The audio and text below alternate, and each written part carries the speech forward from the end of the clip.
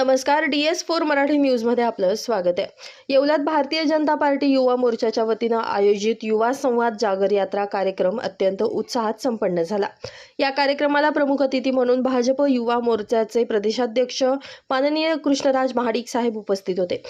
यावेळी येवल्याची ऐतिहासिक आणि सांस्कृतिक ओळख असलेला पारंपरिक पैठणी फेटा परिधान करून त्यांचा जाहीर गौरव करण्यात आला।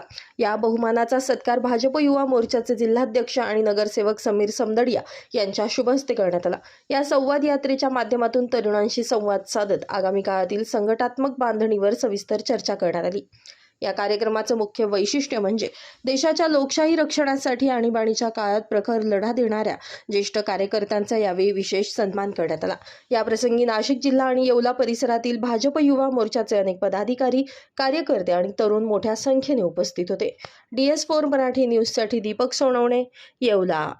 तुम्ही ANI वरती राजनाथ सिंग साहेबांचा एक पॉडकास्ट तो तुम्ही ऐका।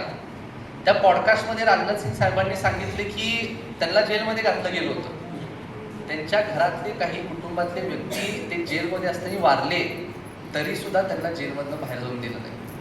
म्हणजे अशा प्रकारच्या घटना त्या ठिकाणी घडत होत्या आणि अशा अनेक लोकांना म्हणजे आपल्या विचारधारेवरती जे काही लोक कार्यरत होते त्यांच्यावरती खरं तर अशा प्रकारचा अत्याचार झाला, त्यांचा छळ केला गेला आणि मी त्या गोष्टीचा खरंच मनापासून मला वाईट वाटतंय, मी त्याचा निषेध करतो।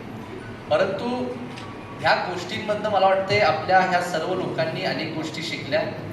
भारताच्या हितासाठी आपण कशा पद्धतीने काम करू शकतो असा एक नवा विचार त्यांच्यामध्ये, एक नवीन ऊर्जा त्यांच्यामध्ये तयार झाली आणि या तिघांनी सगळ्यांनीच मला सांगितलं जेलमधनं बाहेर आल्या त्यांनी परत एकदा आपल्या संघाच्या कामाला खरं तर सुरुवात केली आणि आज तोच विचार पुढे नेत ह्यांच्याकडनं प्रेरणा घेऊन आज आपल्या पक्षामधले अनेक वरिष्ठ नेते मंडळी, सन्मान्य प्रधानमंत्री मोदीजी असतील, सन्मान्य केंद्रीय गृहमंत्री अमित शाह साहेब असतील, तुम्ही बघताय देश हितासाठी अनेक असे महत्त्वपूर्ण निर्णय त्यांनी खरं तर घेतलेले आहेत। तुमचे विचार आमच्यावर असेच मांडत राहा। तुमच्या या संपूर्ण घटनांमध्ये किंवा तुमच्या इतिहासामध्ये, पार्श्वभूमीमध्ये माझ्यासारख्या हजारो किंवा लाखो युवकांना शिकण्यासारख्या अनेक गोष्टी मी आपल्या मनापासून आभार मानतो। त्याचबरोबर आज इथं कापसी फाउंडेशनला आलो आहे, त्यामुळं त्यांच्याबद्दल सुद्धा मला 2 शब्द बोलायचे आहेत। मी आज सकाळपासून ह्या त्यांच्या संपूर्ण इंडस्ट्रीला भेट दिली, त्यांच्या संपूर्ण परिवाराशी मी चर्चा केली आणि मी खरं तर साहेबांचं आपण एकदा जोरदार टाळ्या वाजवून अभिनंदन करायला पाहिजे।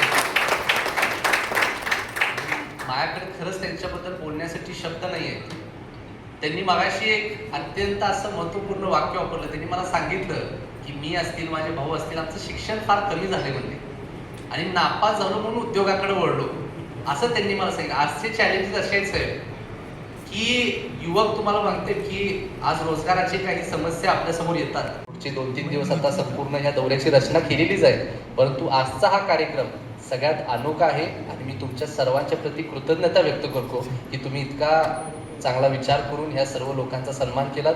आज आम्ही गडबडीत आहे, मला वैयक्तिक परत एकदा येऊन तुमच्याशी संवाद साधायला आवडेल, तुमच्यावर परत वेळ घालवायला आवडेल।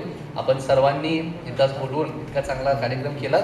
मी आपल्या सर्वांच्या मनापासून आभार मानतो आणि थांबतो। धन्यवाद। रेस्टॉरंट वर्मा पॅलेस, येवला कोपरगाव रोडचं आकर्षण restaurant Varma palace. Luxury rooms, multi cuisine restaurant आणि भव्य banquet hall, AC rooms, terrace garden आणि स्वादिष्ट जेवण। एकदा भेट द्या, आपल्या अपेक्षापेक्षा जास्त सेवा मिळेल। ठिकाण येवला कोपरगाव रोड, उपजिल्हा रुग्णालय शेजारी येवला। Restaurant Varma palace.